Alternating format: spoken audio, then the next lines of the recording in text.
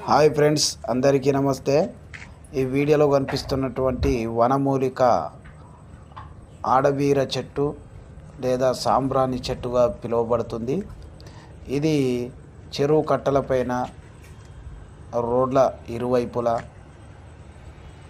3 గజాల పొడుగు ఉంటుంది చెట్టు. ఈ ఆకులు చాలా కంపుగా ఉంటాయి, అంటే చాలా గబ్బు వాసన వస్తూ ఉంటాయి.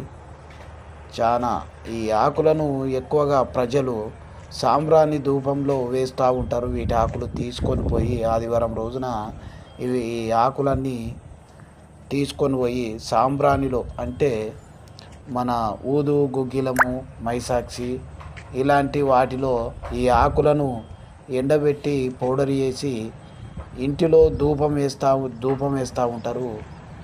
ఎటువంటి నెగిటివ్ అనేది వెళ్ళిపోయే అవకాశం ఉంటుందని చాలామంది చెప్పడం జరిగింది. ఈ వీడియో కనుక నచ్చినట్లయితే లైక్ చేయండి, సబ్స్క్రైబ్ చేయండి. ఎక్కువగా సబ్స్క్రైబ్ చేస్తే నా ఛానల్ పైకి వస్తుంది. మీ సపోర్ట్ ఉండాలి. ఇలాంటి వేలాది మొక్కలు అందిస్తాను. సర్వే జనా సుఖినో.